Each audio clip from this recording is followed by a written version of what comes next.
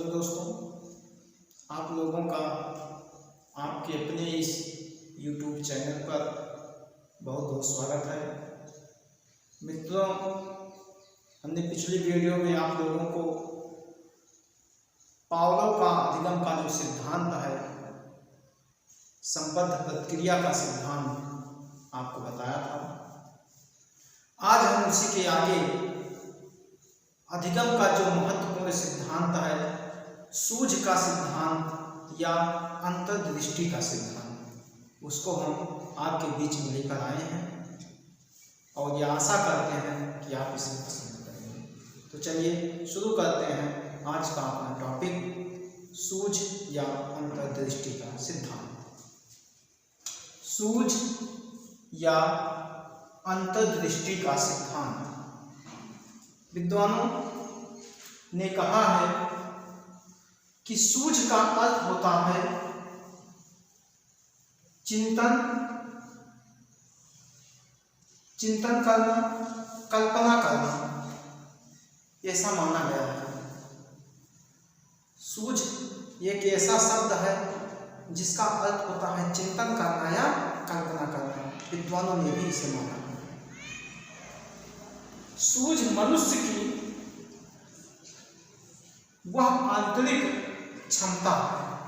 कैसी क्षमता है?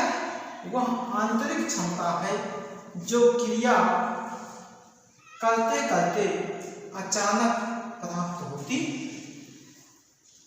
सूझ क्या है? सूझ का अर्थ चिंतन करने, तर्क वितर्क करने से लगाया जाता है। सूझ मनुष्य की वह आंतरिक क्षमता है जो क्रिया करते करते अचानक उसको प्राप्त हो जाती, वही क्या है? सूझ है। ठीक, इस सिद्धांत का प्रतिपादन गेस्टाल्टवादियों को माना जाता है। ये प्रश्न आपका आता है, किसको माना जाता है? गेस्टाल्टवादी को माना जाता है। गेस्टाल्ट किसी मनुष्य या जाति का नाम नहीं है।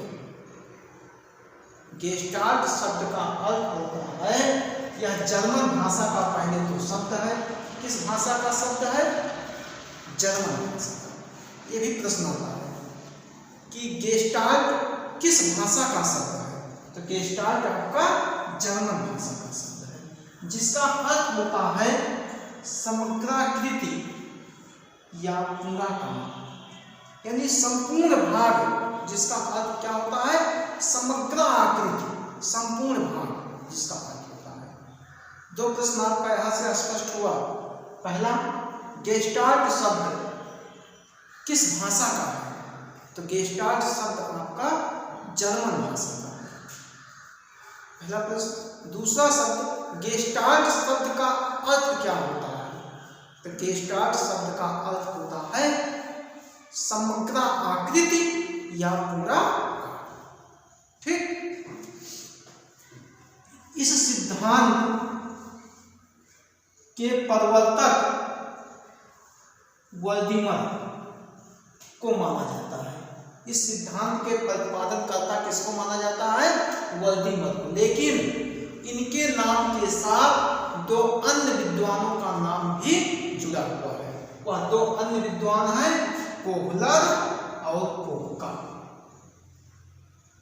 कौन है? कोहलर और कोपका। इसीलिए कहा जाता है सूझ या अंतर्दृष्टि का सिद्धांत किसने दिया है? तो तीन नाम आता है, कोहलर, कोपका, वर्दिमर। लेकिन सबसे ज्यादा इसे काम किया, इस पर जो काम किया वो कोहलर। कौन है? कोहलर। इसीलिए सूझ सिद्धांत के अधिकतर जगह आपको प्रतिपादक कोहलर महोदय को मिलेंगे। कौन? कोहलर महोदय का नाम इस सिद्धांत के साथ ज्यादा प्रसिद्ध है। लेकिन वास्तव में तीनों विद्वान इस सिद्धांत से जुड़े हैं। कौन कौन? कोहलर, कोपका और वर्दिमर। ठीक, वही है। किंतु कोहलर का नाम इस सिद्धांत में अधिक प्रसिद्ध है। ठीक, ये प्रश्न आपका आता है कि सूझ या अंतर्दृष्टि का सिद्धांत किसने प्रतिपादित किया है? तो आपका आंसर क्या होगा? कोहलर कोप का वर्धिमत। अगर विकल्प में कोहलर केवल है, कोप का वर्धिमत नहीं है, तो केवल कोहलर है। क्यों? क्योंकि इनका नाम इस सिद्धांत के साथ ज्यादा प्रसिद्ध है और इन्होंने इस पर ज्यादा काम भी किया है। ठीक है। अब इन्होंने अपने सिद्धांत का प्रयोग किस पर किया? कोहलर महोदय ने अपने सिद्धांत का प्रयोग जो है चिंपैंजी पर किया है। किस पर किया है? चिंपैंजी पर किया है। यह प्रश्न आपको मिलेगा कि कोहलर ने अपना प्रयोग किस पर किया है। विकल्प में बंदर भी दिए रहेंगे, चिंपैंजी दिए रहेंगे, कुत्ता दिए रहेंगे, बिल्ली दिए रहेंगे, तो बच्चे कंफ्यूज हो जाते हैं, वो बंदर पे टिक कर देते हैं, लेकिन ये गलत है। क्यों? क्योंकि ये बंदर पे नहीं किए हैं, ये किए थे किस पर? चिंपैंजी पर किए थे। इस चिंपैंजी का नाम था सुल्तान। सुल्तान नामक एक चिंपैंजी था जिस पर इन्होंने अपना प्रयोग किया था। इन्होंने किया क्या था? एक कमरे में जो है, ये एक कमरा है, मान के चलो, एक कमरे में एक चिंपैंजी को इन्होंने बंद कर दिया। ये चिंपैंजी है, इसको इन्होंने कमरे में बंद कर दिया और उस कमरे में कुछ संदूक के डिब्बे रख दिए। क्या रख दिए? संदूक के डिब्बे। और इस कमरे में यहीं पर इसके छत से कुछ केलों को टांग दिया।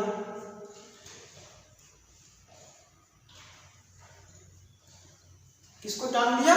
कुछ केले जो है उसकी छत पर कमरे के टांग दिए। अब इसमें संदूक भी रख दिए। चिंपैंजी को इसमें बंद कर दिए कमरे में। चिंपैंजी को जब भूख लगी तो चारों ओर कमरे में देखा, लेकिन उसे कुछ मिला नहीं। तब वह एक जगह बैठ गया और बैठ कर जो है यह सोचने लगा कि मैं क्या खाऊं। तभी उसकी नजर ऊपर छत पर गई तो देखा कि कुछ केले छत से लटके हुए हैं, टांगे हुए हैं। तब चिंपैंजी ने उस केले को पाने का प्रयास किया। कई बार वह कूदा केलों को पाने के लिए, लेकिन वहां तक नहीं पहुंच पाया। तब चिंपैंजी निराश हो गया और एक जगह बैठ गया। बैठने के बाद वह सोचने लगा कि मैं इस केले को कैसे पाऊं। काफी देर सोचा। सोचने के बाद उसकी नजर उस संदूक पर गई। किस पर गई? संदूक पर नजर गई चिंपैंजी की। और संदूक पर नजर गई तो उसके दिमाग में यह आया कि इसको रखकर इस पे मैं खड़ा हो जाऊं तो हो सकता है वहां तक पहुंच जाऊं। वह एक संदूक को उठाया और नीचे रखा, उस पे खड़ा हुआ, लेकिन तब भी वह केले तक नहीं पहुंचा। फिर वह दूसरे संदूक को उठाया और पहले संदूक के ऊपर रख दिया। जब रख दिया और फिर उसके ऊपर खड़ा हो गया, और जब खड़ा हो गया तो वह केले तक पहुंच गया। इस प्रकार चिंपैंजी ने केले को प्राप्त कर दिया। तो केले को कैसे प्राप्त किया है? सूझ के द्वारा, सोचने के द्वारा। इसीलिए इन्होंने अपने इस सिद्धांत का नाम सूझ अथवा अंतर्दृष्टि का सिद्धांत रखा। इन्होंने एक प्रयोग और किया था, ये तो इनका पहला प्रयोग था। एक प्रयोग और किए थे। दूसरे प्रयोग में ये क्या किए कि वही सिंपल किया। कमरे के अंदर जो है चिंपैंजी को बंद कर दिया, ऊपर केला टांग दिया, और इस बार कमरे में जो है, इस बार ये कमरे में कुछ छड़ी रख दिया।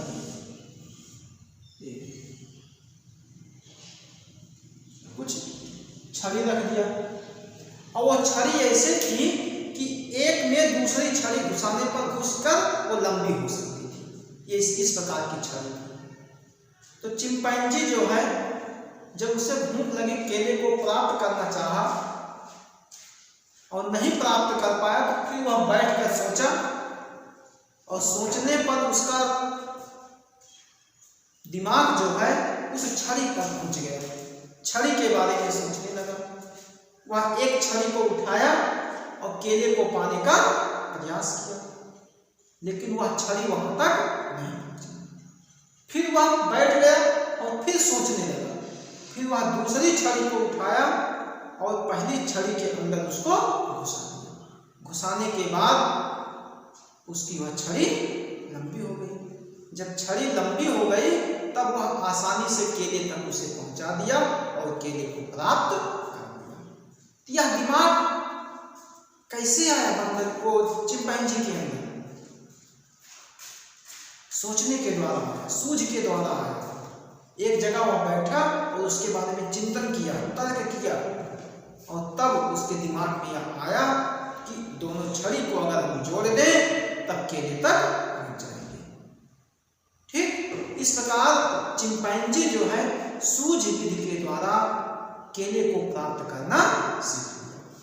ठीक यही इनका प्रयोग आता है कि कोहलर महोदय ने अपना प्रयोग किस पर किया था? तो सुल्तान नामक चिंपैंजी पर किया। किस पर? सुल्तान नामक चिंपैंजी पर किया। ठीक अब प्रयोग करने के बाद इन्होंने अपना सिद्धांत क्या बनाया? इनका सिद्धांत क्या है? इन्होंने कहा कि जब कभी किसी बच्चे को कुछ पढ़ाया जाता है तो उसमें पूरी समस्या को एकाएक बच्चे के सामने रख देते हैं। कहने का मतलब बच्चे को जब कुछ पढ़ाया जाता है तो पूरी समस्या को एकाएक बच्चे के सामने जब रख देते हैं तो बच्चा उससे घबरा जाता है, लेकिन धीरे धीरे बच्चा उससे समायोजन करना सीख कर समस्या को समाधान करना सीख लेता है। इसे ही अंतर्दृष्टि का सिद्धांत कहते हैं। यह इनका सिद्धांत है। सिद्धांत क्या बना?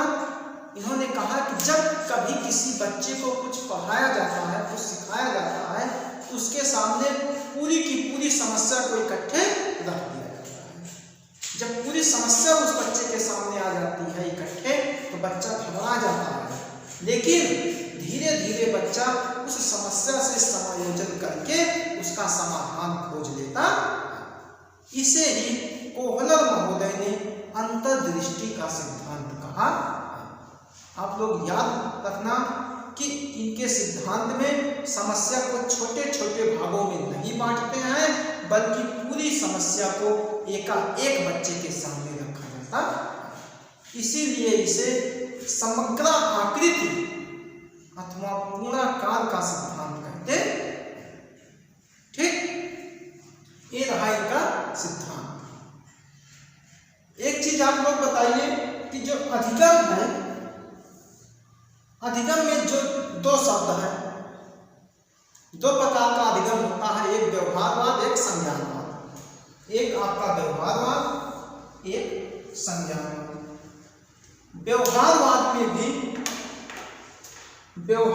में भी इसमें भी उद्दीपक होता है और अनुक्रिया होती है। उद्दीपक इसमें भी होता है और अनुक्रिया भी होती है, दोनों होता है। और व्यवहारवाद में उद्दीपक और अनुक्रिया दोनों महत्वपूर्ण होती है।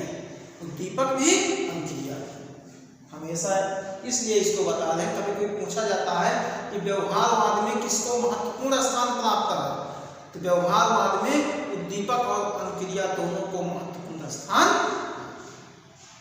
ठीक और संज्ञानवाद में उद्दीपक और अनुक्रिया इसमें भी होती है।